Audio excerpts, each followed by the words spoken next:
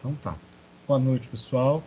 Hoje é o nosso quarto encontro desse mini curso de astronomia para apressados, né? Vão ser 8 encontros no total. Hoje nós vamos falar sobre o sistema solar, né? Então,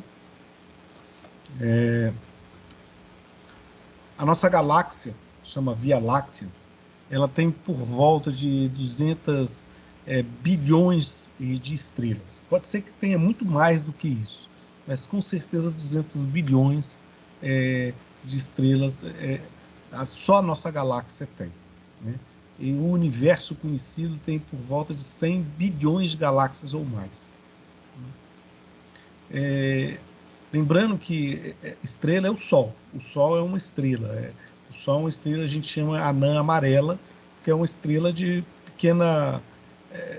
pequeno porte, né? Existem estrelas muito, muito maiores do que o Sol. E existem estrelas menores do que o Sol.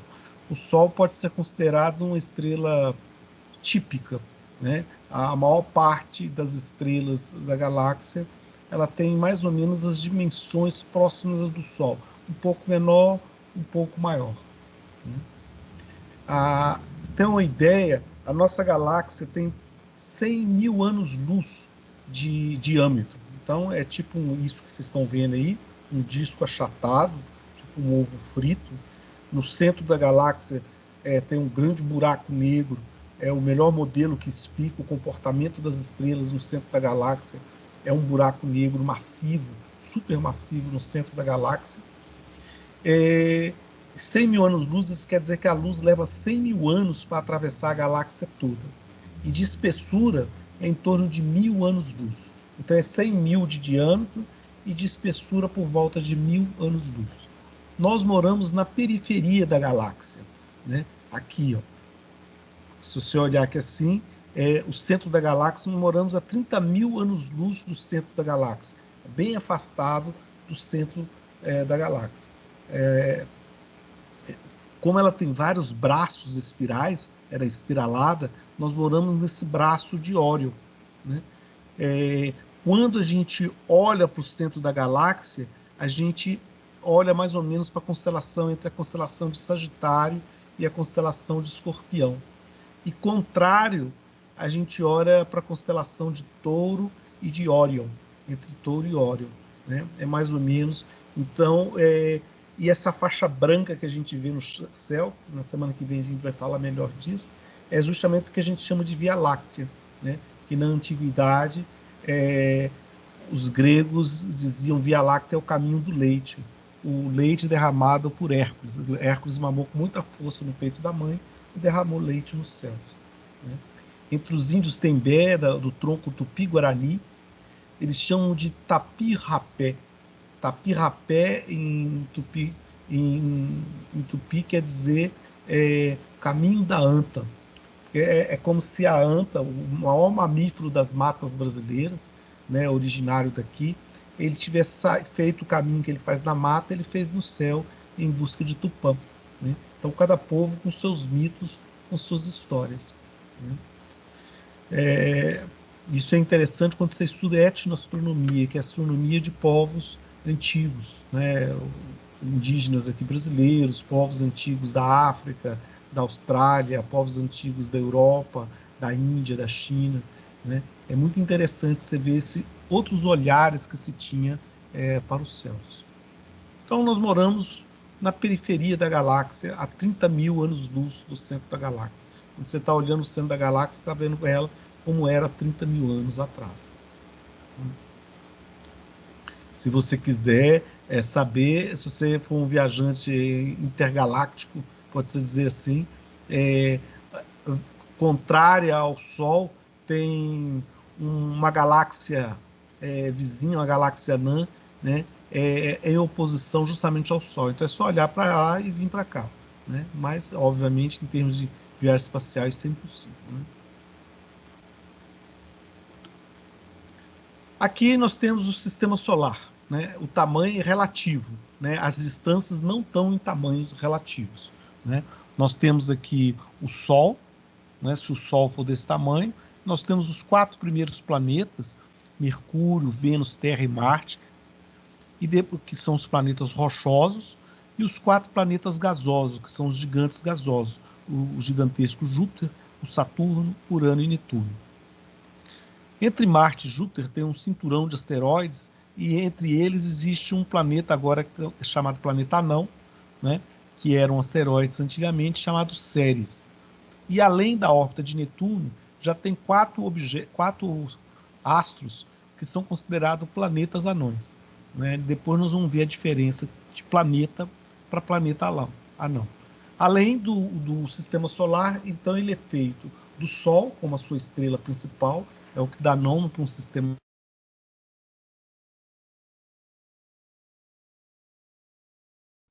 Nós não temos nenhuma outra estrela que faz parte do sistema solar. Existem vários sistemas binários, ternários, de múltiplas estrelas na nossa galáxia, né? Mas o nosso Sol nosso sistema estelar é um só.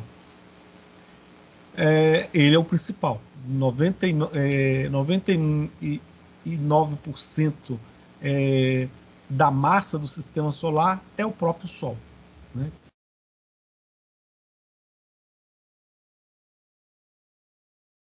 O Sol é 99,5%, uma coisa assim. Só é o Sol. E a maior parte do Sol é feito de hidrogênio, de hélio e poucas porcentagens de carbono, nitrogênio, oxigênio e outros elementos, até o ferro, né? É o que constitui o Sol.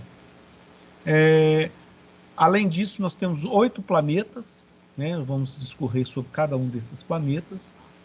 5 planetas anões, né?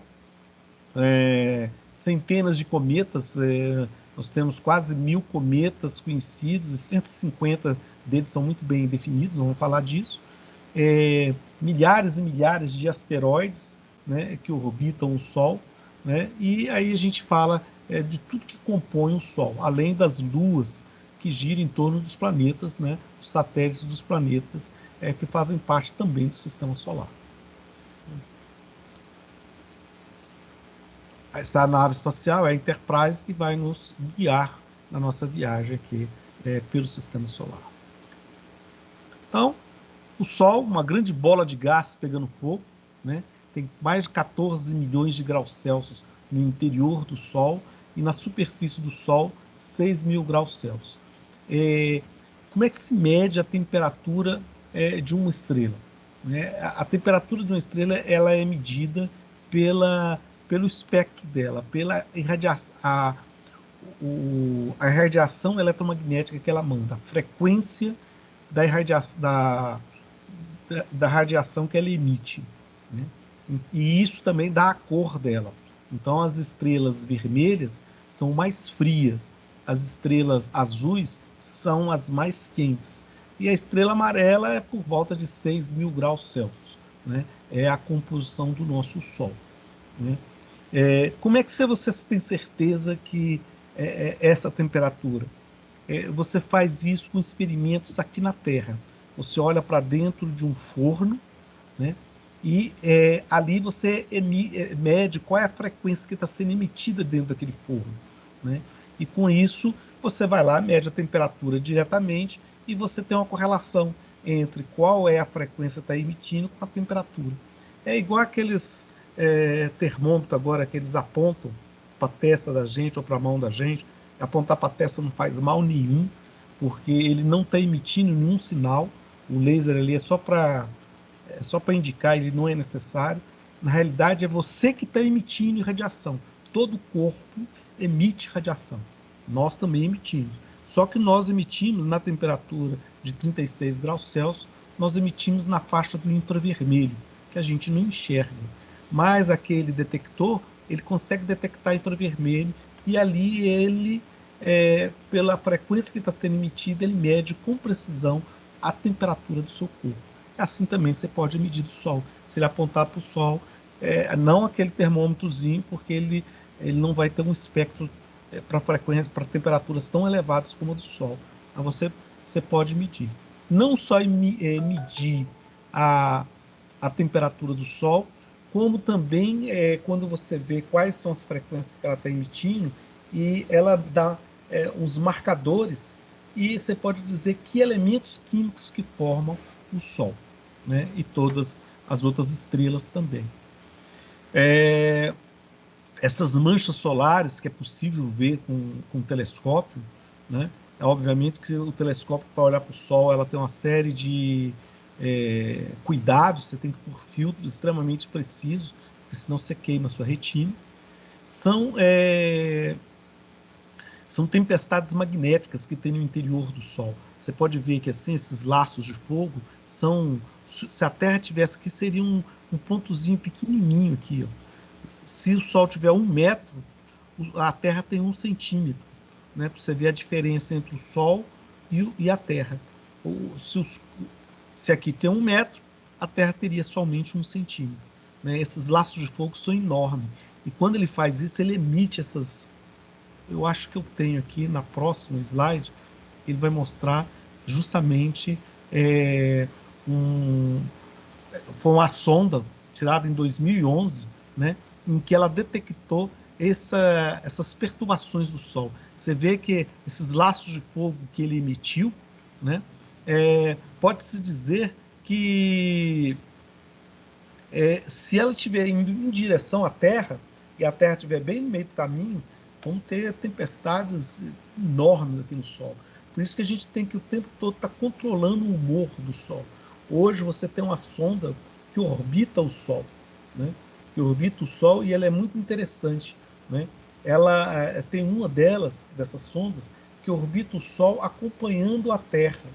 Então, ele mede como é que está o humor do Sol, as partículas emitidas pelo Sol em direção à Terra. E dá tempo para avisar aqui para nós em que momento que essa tempestade vai chegar com maior intensidade. E você tem, se ela for com grande intensidade, você tem que desligar alguns satélites, né, principalmente satélites de comunicação, porque senão você pode torrar esses satélites, né, dependendo da intensidade dessas tempestades. O Sol de 11 em 11 anos, ele se perturba bastante, né? Ele tem grandes tempestades no interior, os polos magnéticos dele são... A Terra só tem 2 polos magnéticos, o Sol tem mais de 40 mil polos magnéticos, né? E eles ficam o tempo todo dançando, devido à grande movimentação que tem no interior do Sol. E como é a estrela próxima de nós, ela é a nossa modelo principal para a gente entender todas as outras estrelas que estão no céu. A gente acredita que o Sol não é muito diferente de outras estrelas, né? Então, por isso a importância de estudar o Sol e estudar também as outras estrelas, apesar de que nas outras estrelas as informações que a gente tem são só pelo espectro eletromagnético que ela emite nas distâncias longínquas, né?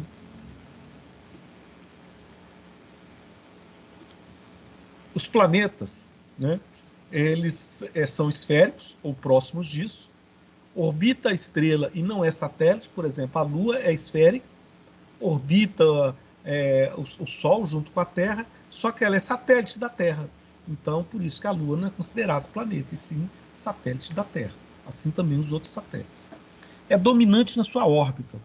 Não existe outros objetos da mesma ordem de tamanho próximo à sua órbita, né?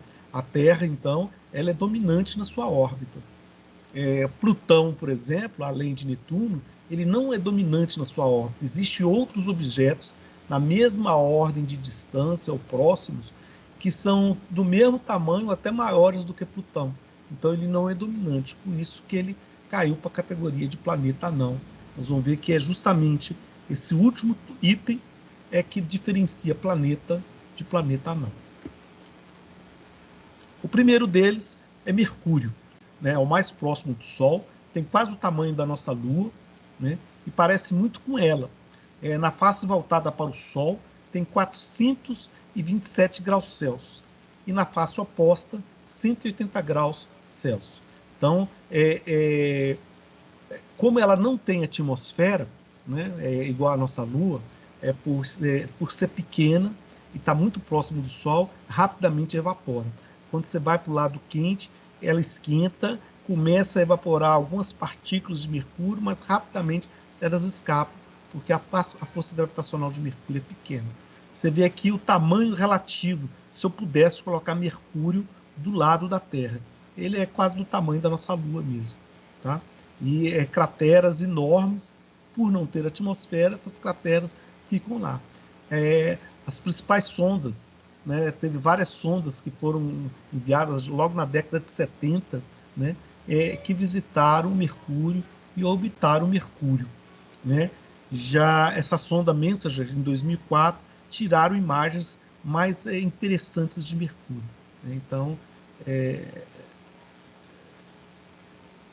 e como ele é o mais rápido que gira, né, em torno do Sol, leva 3 meses para dar uma volta em torno do Sol, né? Ele o nome dele em homenagem ao deus Mercúrio, que é justamente o mais rápido dos deuses, aquele que tem asinhas nos pés, né? Vênus, né, é a estrela d'alva, né, conhecida como estrela d'alva, né, e é quase do tamanho da Terra, né, é até chamada de planeta irmão, planeta irmã, né, e por que ela é a estrela d'alva? Porque ela está sempre próxima do Sol, né, tanto a Mercúrio quanto Vênus, você nunca vai ver ele à meia-noite, porque como ela é uma órbita interna da Terra, ela sempre vai estar não muito afastada do Sol, né? Porque você nunca vai ver ela à meia-noite, Mercúrio e Vênus. Você vai ver sempre ou no início da noite ou no final da madrugada. Agora a gente está vendo hoje, nos dias de hoje, no final da madrugada. Então, assim que o Sol se põe, é uma estrela mais brilhante no céu, o objeto mais brilhante no céu é justamente Vênus, conhecido como estrela d'alva. O brilho dela ela só perde para o Sol e para a Lua, né? Mais brilhante que Vênus é só o Sol e a Lua, né? Ele depois de Vênus você vai ter mais brilhante Júpiter e depois Saturno e Marte, dependendo da distância que ele está da Terra, né?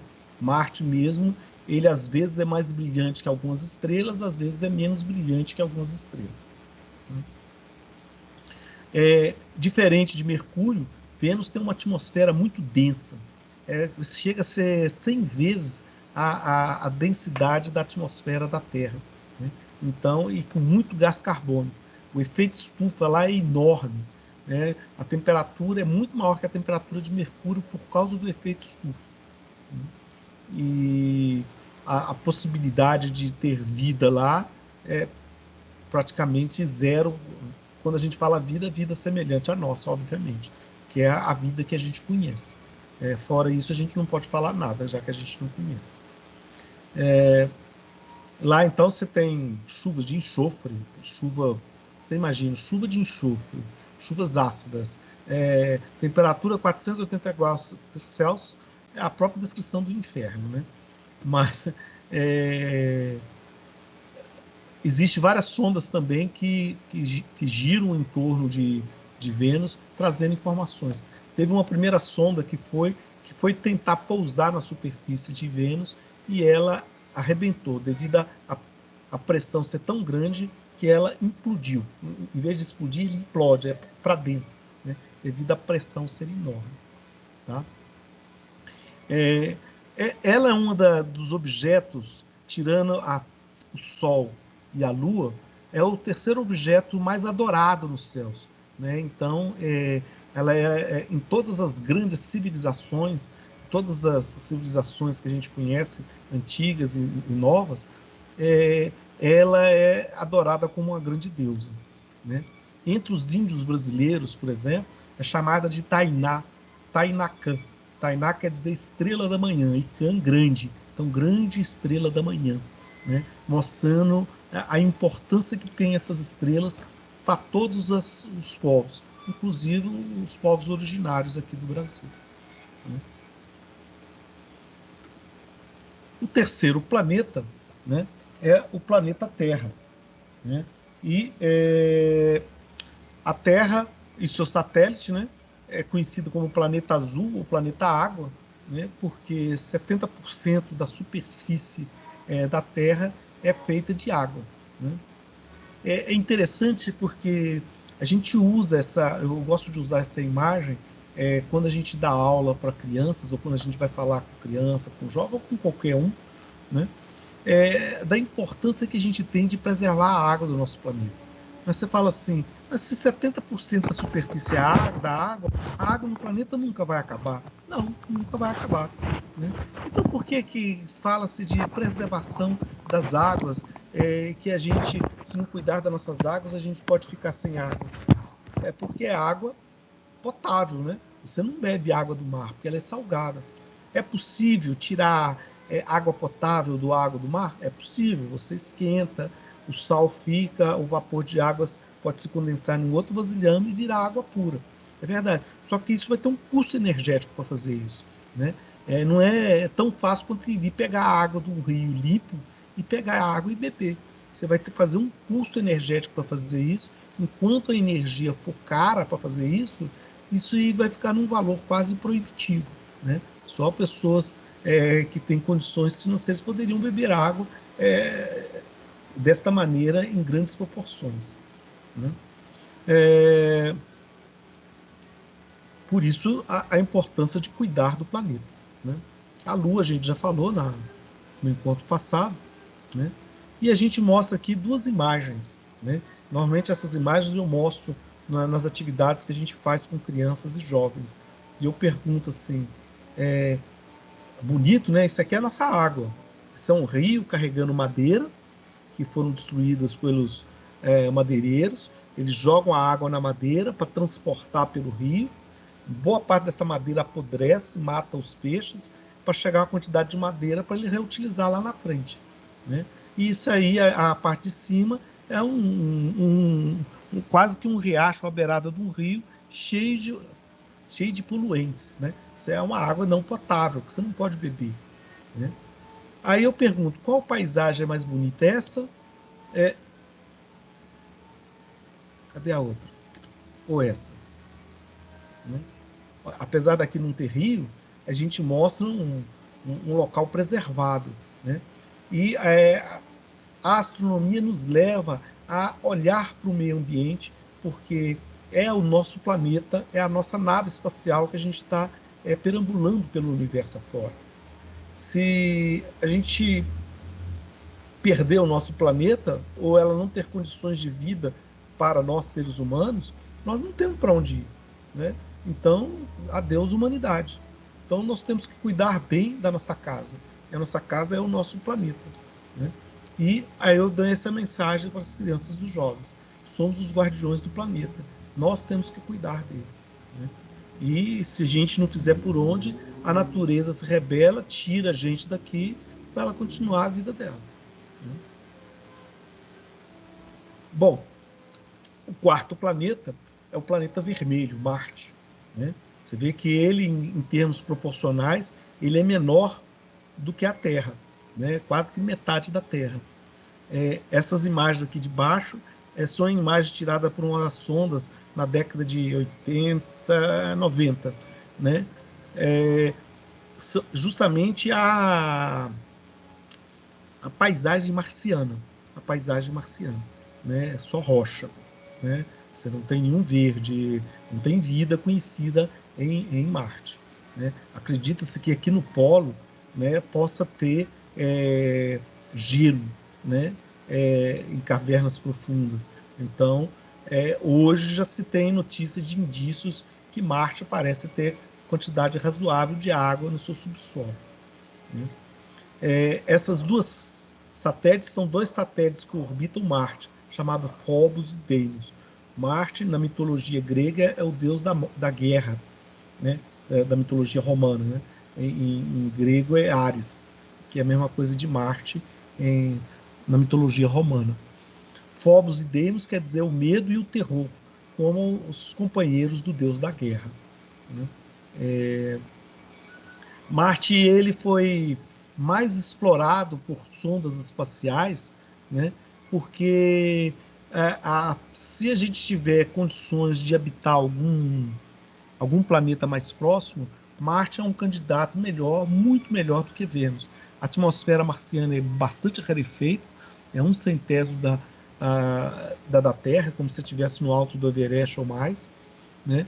Mas é possível você criar redomas, né? E construir vida lá. Esse aqui é um dos robozinhos que foi para Marte, né? Obviamente isso aqui é uma montagem, porque não tinha ninguém lá para tirar essa foto do robô, né? Hoje não, tem menos de um mês atrás, né? Foi 2 semanas atrás, se não me engano, teve uma sonda então que pousou em Marte, né? E de 2 em 2 anos, porque a órbita de Marte é quase 2 anos em torno do Sol, de 2 em 2 anos é possível você lançar uma sonda para Marte, porque você escolhe o momento em que ela está mais próximo da Terra. Aí o custo energético para levar a sonda para Marte é bem menor, né? Então, por isso você ter janelas no tempo de melhores opções para jogar uma sonda para Marte, né? Chegou essa americana agora, vai chegar uma árabe, esqueci de qual país árabe, o Adriano deve lembrar aí, e já chegaram sondas, vão chegar sondas chinesas também, né? Que estão, algumas delas já estão orbitando Marte e depois ela vai pousar na superfície de Marte. Ela está escolhendo qual é a melhor posição. Essa imagem aqui de baixo é quando uma das luas de Marte entrou na frente do Sol. Então, um eclipse, obviamente, que é bem menor, ela não consegue cobrir o Sol inteiro. Foi tirado por um desses robozinhos que pousaram em Marte, né? Isso aqui é uma das sondas que orbita Marte, né? Fica orbitando Marte e fica mapeando Marte, né? Em volta dele. Uma sonda enviada aqui da Terra. Aqui é a Mach Pathfinder, como ela chegou em Marte, né? Então você vê que nós vamos mostrar aqui agora uma montagem, né, de como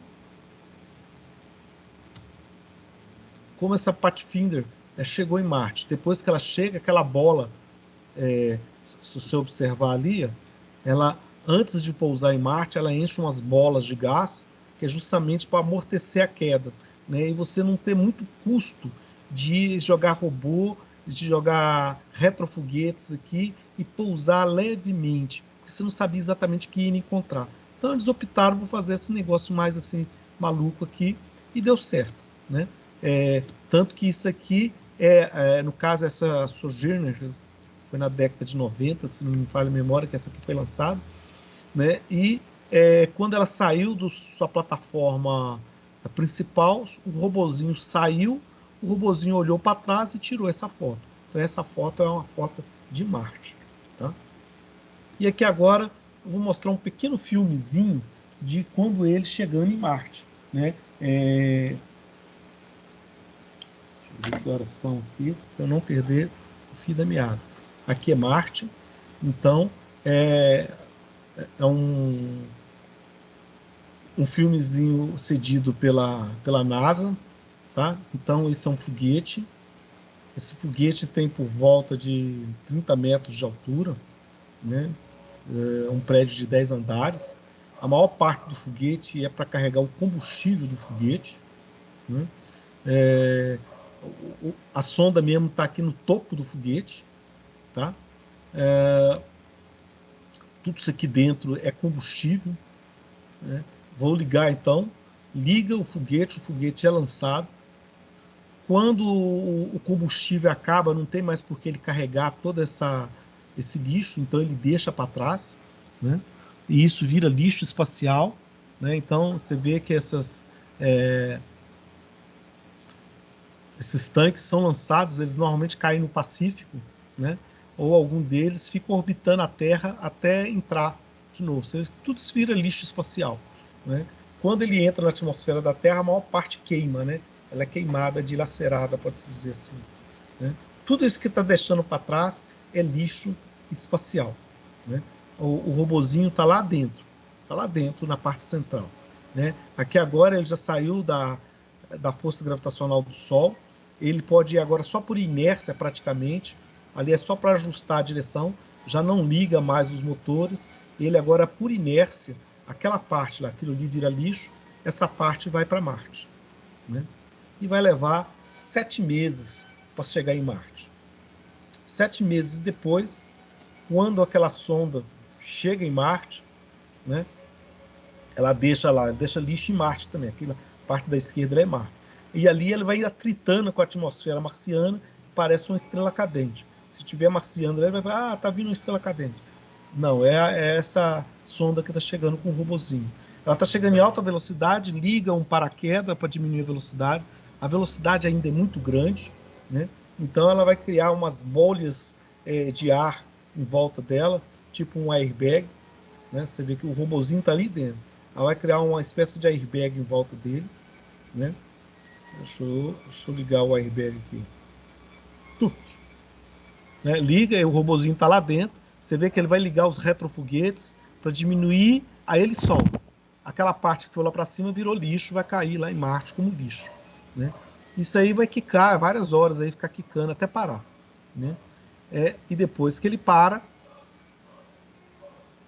né? Aí depois para, não está querendo parar, leva horas, né? Aí ele para, isso aqui é uma simulação, obviamente não tinha ninguém lá para filmar, né, gente? Isso aí é uma simulação feita aqui na Terra mesmo, computacional. Aquelas bolhas ficam lá dentro, elas esvaziam, igual aquela fotografia que foi feita antes, né? E ela abre o robozinho, tipo aquele robozinho, o Wall-E, que tem um desenho para criança, né? Não é ele que é parecido com o Wall-E, o Wall-E que é parecido com ele, tá? É o contrário, né? A principal fonte de energia aqui é energia solar, então ele abre as baterias solares para carregar as baterias internas do robô. Por isso que o robô ele funciona só durante o dia, perto do meio-dia marciano. Ele funciona 2 horas por dia, de 11 até 1 da tarde, né? Perto do meio-dia marciano, que é quando você tem energia suficiente e temperatura suficiente para ele não congelar, né? Quando chega a noite, o robô dorme, né? E ele fica hibernando. E só no dia seguinte é que ele acorda novamente, né? E desperta. Você vê que os pezinhos dele são essas rodinhas, os olhos dele são 2 câmeras, o ouvido dele e a fala dele são as 2 antenas, né? Em que entra em comunicação com a Terra, né? Através de ondas de rádio. Ele captura, né? O robô não é controlado por controle remoto, porque leva de 17 minutos ou mais, né, para o sinal chegar até o robô, né? Então ele é feito por inteligência artificial. Ele é feito uma programação em que ele fotografa tudo, manda essas imagens para a Terra, os cientistas aqui da Terra analisam isso para determinar no dia seguinte quais são as tarefas do robô no dia seguinte. Então eles têm muita tarefa o tempo todo, né? E no dia seguinte o robô sai para caminhar, né? De acordo com a programação que foi feita na noite anterior. Você vê que ele está desviando da rocha ali automaticamente, né? Não dá para saber o humano, não dá para saber que tinha uma rocha ali. Ele detectou e ele, desculpa, ele automaticamente muda a direção dele, né? O robozinho então está vindo lá, ele está explorando aquela região e ele vai parar num local que tem rochas mais elevadas para ele explorar essas rochas e enviar imagens dessas rochas e análise, até análise química, espectroscópica dessas rochas para saber de que elementos são feitos as rochas de Marte, né? Interessante que teve um cientista brasileiro chamado Paulo, esqueci o segundo nome dele. Ele é professor da Universidade Federal do Espírito Santo, mas ele fez a graduação dele, ele estudou aqui no Distrito Federal, né? Nas escolas públicas aqui do Distrito Federal. A bandeira americana, a propaganda deles, né? Eles não são bobos, né? E ali ele furou, né? Com a mãozinha dele.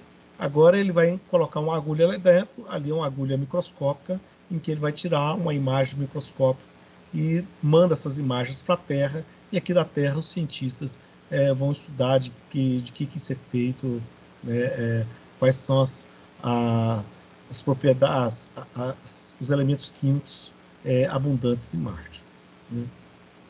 O cientista brasileiro que participou disso, ele criou uma sonda para detectar se tinha ferro na atmosfera marciana. Né? É importante porque Marte parece ter muito ferro na sua superfície, na sua atmosfera. Bom, Júpiter, né? Deixa eu ver as horas aqui para eu não perder, não ficar falando demais. Júpiter é o maior planeta do Sistema Solar. Eu pus 63 luas, não tem não, tem mais de 90 já, né? Recentemente. Né? É um planeta gasoso, não tem superfície rochosa como a Terra. Né? Júpiter, se fosse um pouquinho maior do que provavelmente ele começaria a fazer o processo de fusão nuclear. Né? Tão massivo que ele é. Acredita-se que no centro de Júpiter tem hidrogênio metálico, tal a pressão que tem no interior jupiteriano. As 4 grandes luas dele, né, ela tem as 4 grandes luas dela, tem uma delas, Ganimedes, que é maior do que o próprio Mercúrio.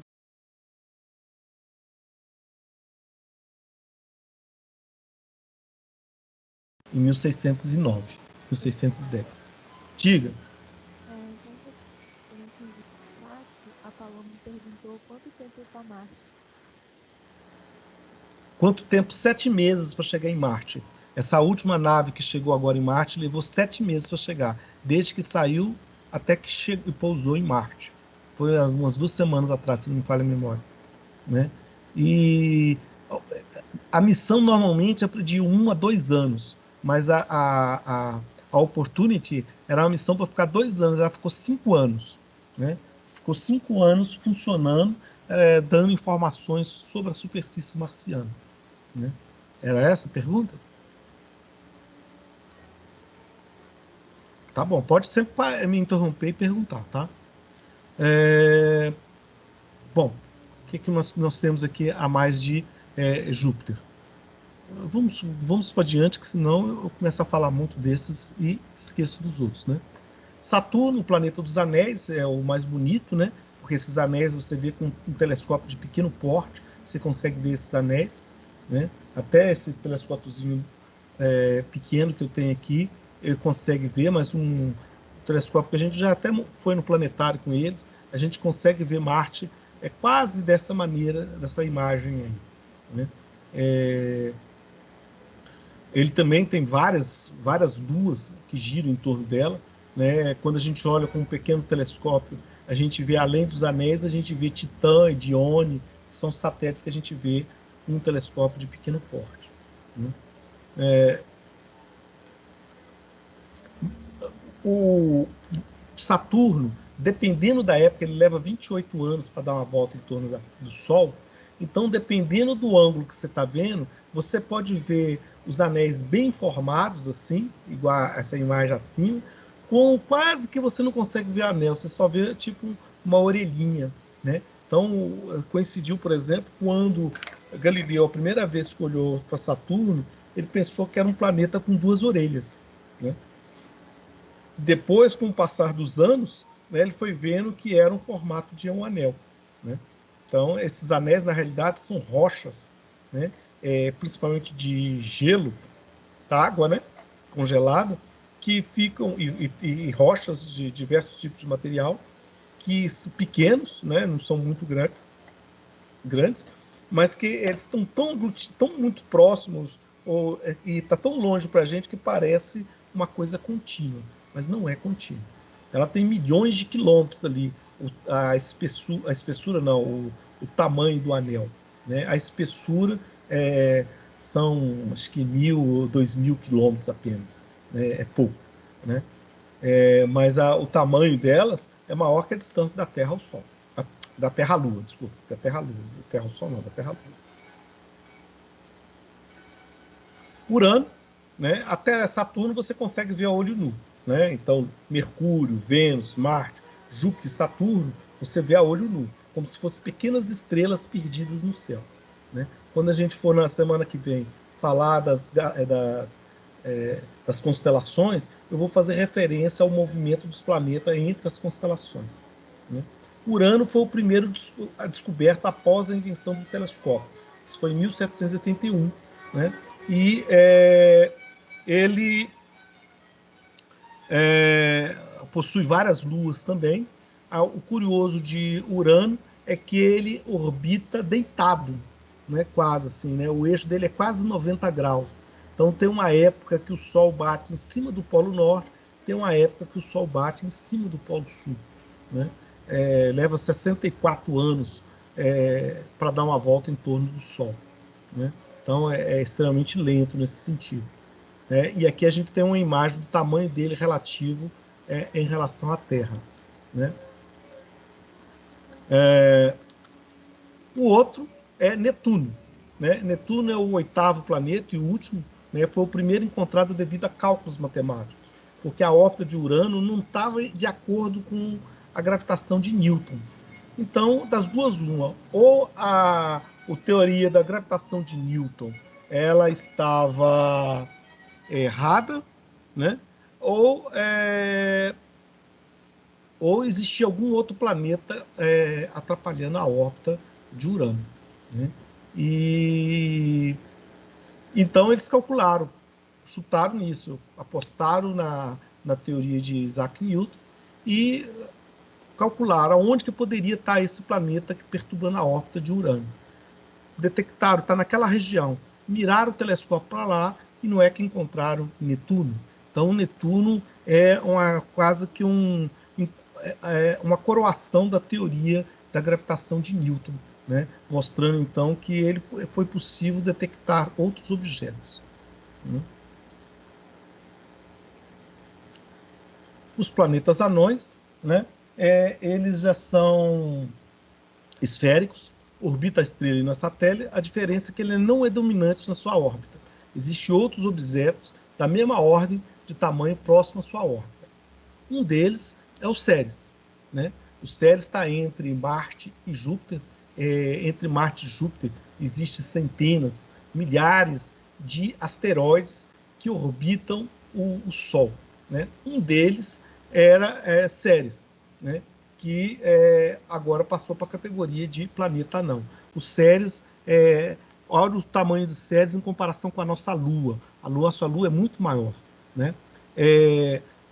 Desculpa, eu esqueci de atualizar esse meu slide. A missão Dawn irá estudá-lo em 2014. Não, em 2014 e 2015, essa missão Dawn, essa sonda, chegou em Ceres e hoje nós temos uma série de imagens de Ceres extremamente bonitas, né?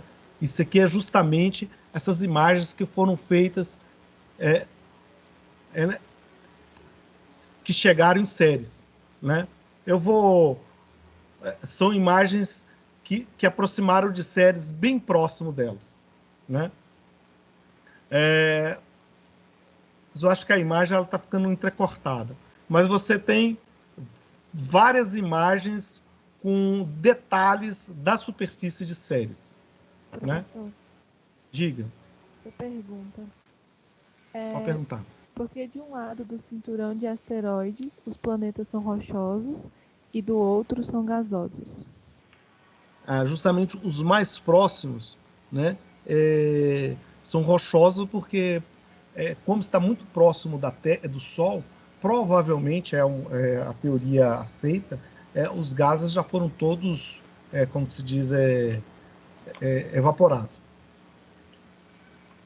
E os mais distantes, como lá é mais frio, não deu conta de evaporar, né? Então você manteve planetas gasosos de grande porte a uma distância relativa, né? E também você tem a questão circunstancial, né? No momento da formação do sistema solar, naquela região houve uma formação muito grande de um objeto e ele conseguiu ficar estável. Muito próximo do Sol, a própria força gravitacional do Sol iria romper um objeto de grande porte, tipo Júpiter. Ele teria que estar mais afastado mesmo, né? Mas conseguiu ter estabilidade com esses quatro grandes rochosos. Esses quatro rochosos aqui próximos.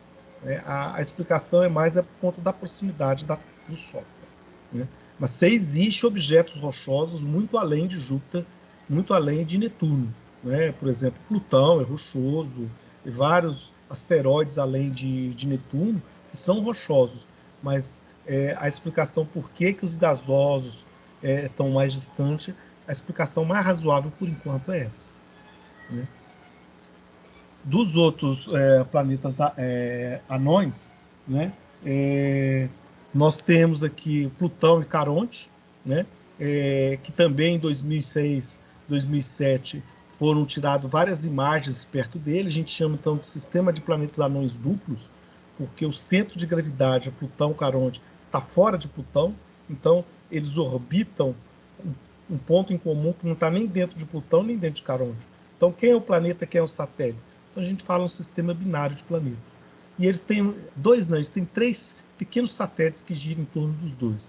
O Nix, o Hydra e o P3, P5, que é o P5, que eu esqueci qual é o nome dele aqui agora. Tá? É o P5 e o P6, é o Cerberus e o Styx. Cerberus e Styx, minha memória já está fraquinha aqui. Isso aqui foi a nave Novo Horizonte, que passou em 2015, né, e tirou várias imagens de Plutão, né, e depois de Caronte. E essas imagens foram enviadas para a Terra. Né? Essa aqui é justamente a órbita do Novo Horizonte. Ela levou 10 anos para chegar até Plutão. Né? Então, ela foi lançada em 2004, chegou em 2007, 2006, chegou em 2016, uma coisa assim. Né? Olha a órbita que ele fez. Você faz essa órbita curva assim, porque ele aproveita para passar perto de algum astro para servir de estilingue. Tá certo? E isso aqui, essas novas imagens, são as imagens de Plutão tirada pela essa sonda. Quanto mais próximo, melhor essa imagem. E essa aqui é a melhor imagem que foi tirada de Plutão em 14 de julho de 2015, quando ele esteve mais próximo, 450 mil quilômetros de Plutão. Né? Mais ou menos a distância da Terra à Lua. Né? Foi o mais próximo que conseguiu chegar de Plutão. E essa é a melhor imagem que a gente tem de Plutão hoje. Tem outra pergunta, professor. Pode perguntar.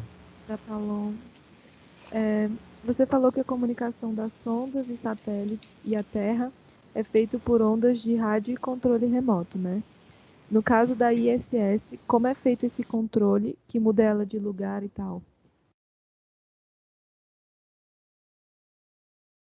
Remoto, justamente porque leva tempo para você controlar isso.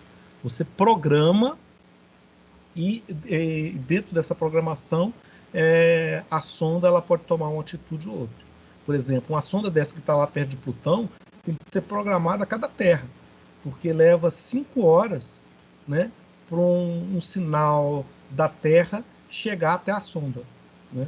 Então, não dá para ser controle remoto. Né? Vira agora, só vai virar daí a 5 horas, aí já bateu, né? Não adianta. Né? Então, tem que ser inteligência artificial. É por ondas de rádio, né? Com frequências específicas que se você quiser, se você souber qual é essa frequência e souber codificar o sinal, você pode pôr antena no quintal da sua casa e pegar esse sinal, sem problema nenhum. Conseguiu ouvir? Consegui responder? Vou ver se a Paloma mandou alguma coisa. Tá bom. Aqui, o outro é o Eris. O Eris foi justamente o responsável pelo rebaixamento de Plutão. Né? O Eris aqui, você está vendo aqui, são 3 fotografias, e esse objeto que está mexendo aqui, está junto com a minha setinha do mouse, né? Ela é justamente o Eris, que ela está mexendo em relação às outras estrelas. Quer dizer que então que é um objeto que está caminhando mais rápido que as estrelas no céu. E ele foi responsável, porque ele é maior do que Plutão. Né? Então, ele foi responsável por criar-se uma nova categoria. Né? No início esse objeto chamava Xena, né? E quando ele foi batizado como planeta anão, então se deram um nome da mitologia grega, Eris, que Eris é justamente a deusa da discórdia, porque houve muita discórdia entre os astrônomos, o que era planeta, o que não era planeta. Desnomia, como era filha de Eris na mitologia grega, é o satélite de Eris, né? Essa imagem aqui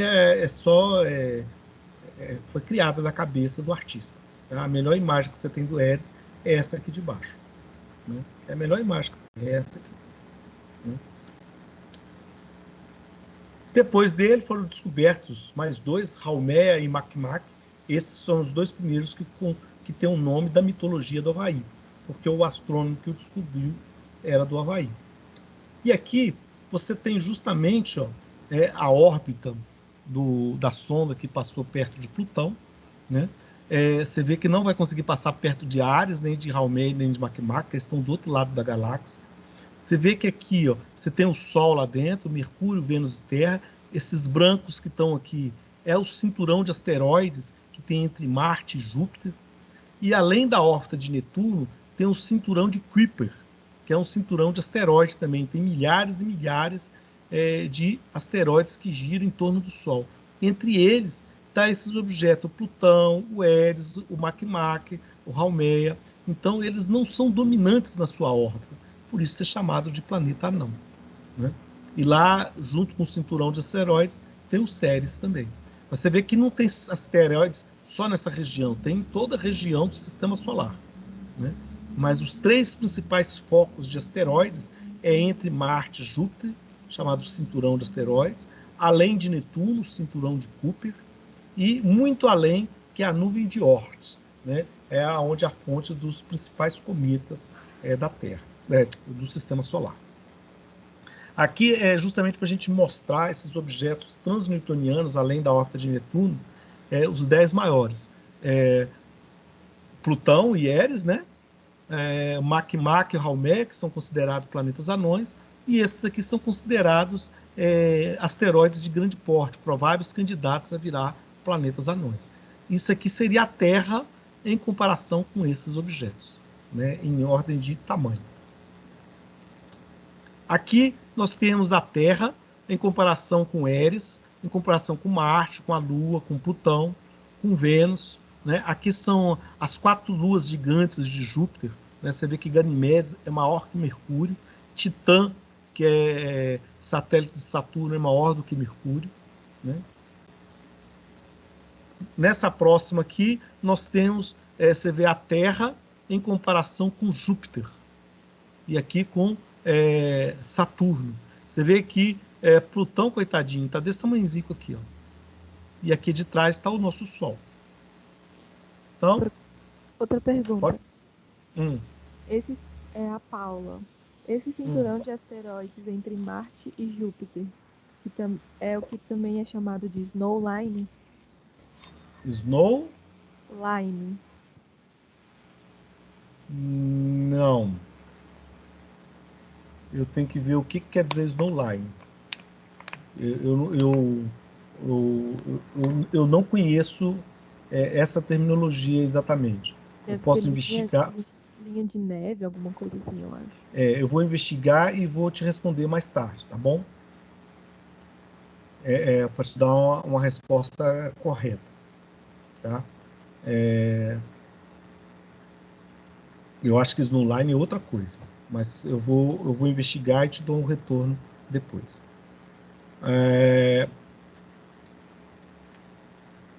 Nessa próxima imagem, né, nós temos o Sol em comparação com Júpiter e com a Terra. A Terra está aqui, ó, esse azulzinho pequeno aqui. Ó.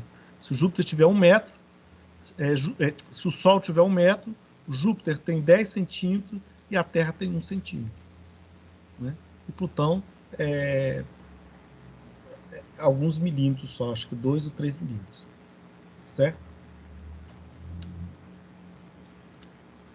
Aqui o nosso Sol, tá vendo o nosso Sol perto de outras estrelas. Por isso que eu falei que o Sol é uma estrela anã.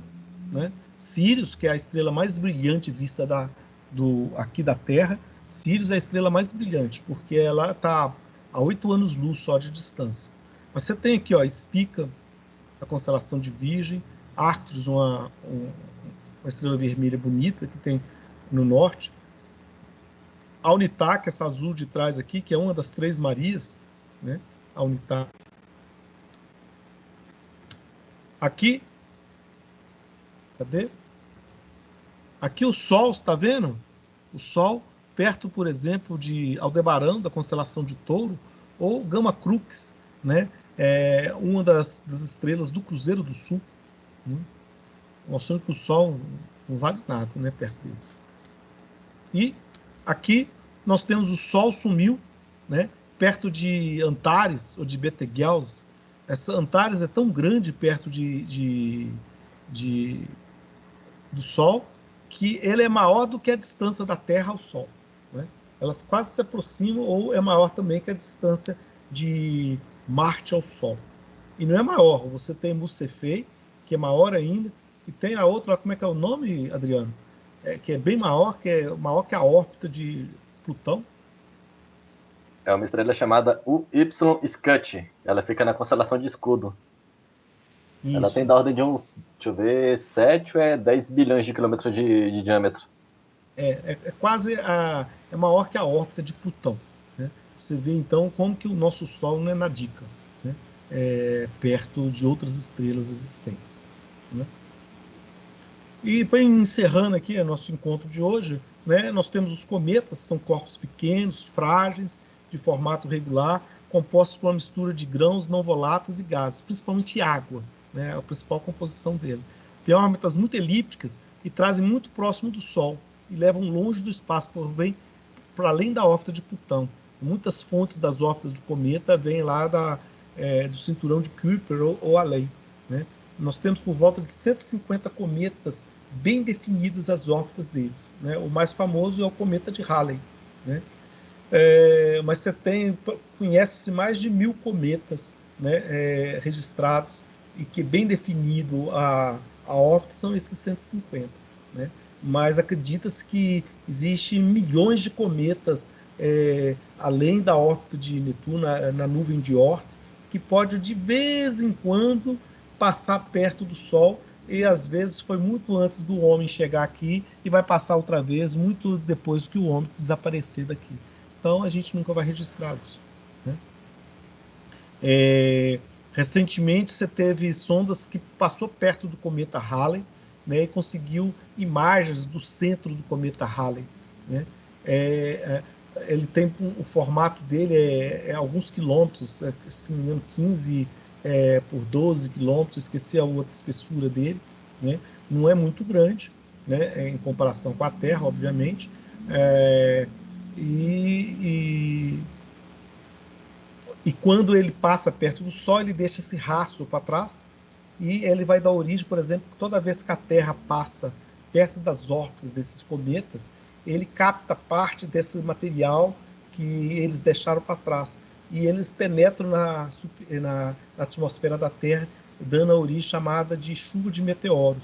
São restos desse cometa que entram todos na mesma região e na mesma época do ano, né? Se você baixar um aplicativo no celular chamado Meteor Shower, ou chuva de meteoros, né? Você vai saber qual é a próxima chuva de meteoros, para que região do espaço você vai ver uma quantidade maior de estrelas cadentes, né? Para quem gosta de fazer pedido para estrela cadente, é uma boa, né? Aqui é o formato irregular do centro do cometa, tá? E vários desses meteoroides, quando eles entram na atmosfera da Terra, a gente chama de meteoro, né? Esse meteoro, então, quando ele atrita com a atmosfera da Terra, ele literalmente pega fogo. Aí parece uma estrela cadente, a gente chama de estrela cadente, mas de estrela não tem nada, é um grande pedaço de rocha que está entrando na atmosfera da Terra. Alguns deles pegam tamanhos grandes e formam grandes crateras na Terra. Essa aqui é uma cratera que tem mais de 1000 quilômetros de diâmetro, tem mais de quase 50 mil anos atrás, né? O tempo todo cai mais de 4 toneladas de material vindo do espaço na Terra por dia. A maior parte cai no oceano, obviamente. E a maior parte é bem pequenininho. Pode estar caindo no telhado de nossas casas e a gente não percebe. Né? Micrometeoritos que caem todos os dias em nós. E a gente não percebe. E aqui são os asteroides, né? Eles são de forma extremamente irregular, né? Essa asteroide que é chamada de Matilde, né? Aí os nomes, quem dá o nome para eles são os descobridores, né? Então, normalmente em homenagem ao descobridor ou alguém da família do descobridor, né? Então, você vê que esse aí tem um tamanho razoável, né? 50, 60 quilômetros, né? Quase do tamanho do Distrito Federal, né? Um objeto desse, se chocasse com a Terra, bau, né? É muito maior. Por exemplo, o asteroide ou pedaço de cometa, ninguém sabe exatamente, que caiu e que deu um provável fim dos dinossauros, né? Não se sabe também exatamente como que aconteceu. Era na ordem de quase 1 quilômetro de comprimento apenas, né? E fez um estrago razoável, né? Aqui a gente fez toda essa viagem do Sistema Solar, tá? Eu vou parar hoje por aqui, que já deu 8 horas, né? E na semana que vem nós vamos trabalhar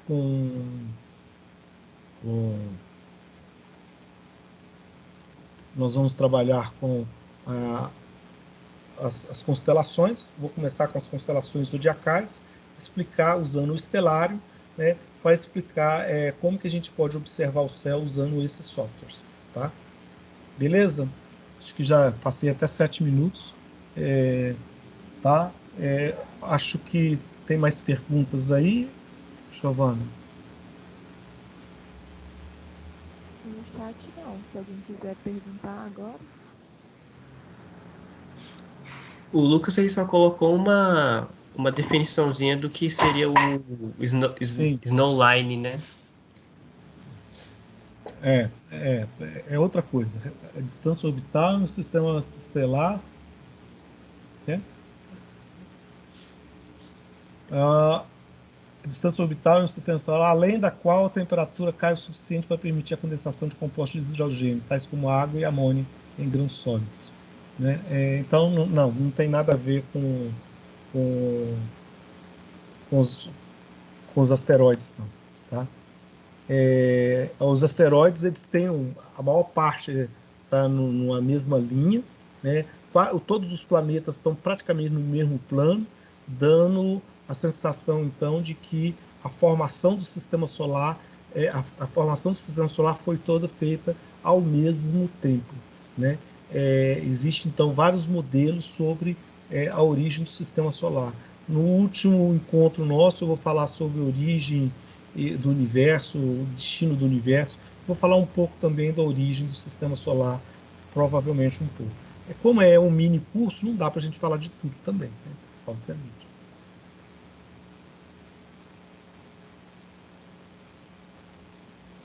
Falando, se fosse concedida a você uma passagem só de ida a Marte, você iria, né? Boa pergunta. Não, eu não iria, não.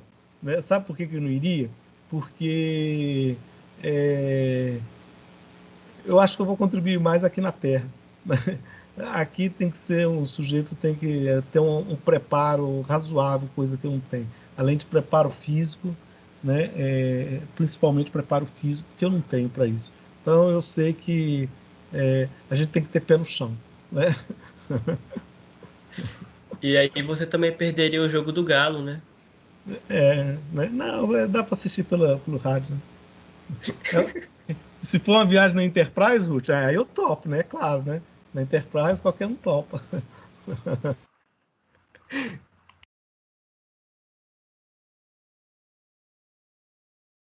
Posso parar a gravação, professor? Tá? Pode parar a gravação então, Giovana. Você tira a lista também de presença, tá? E a gente pode continuar aqui papeando, né?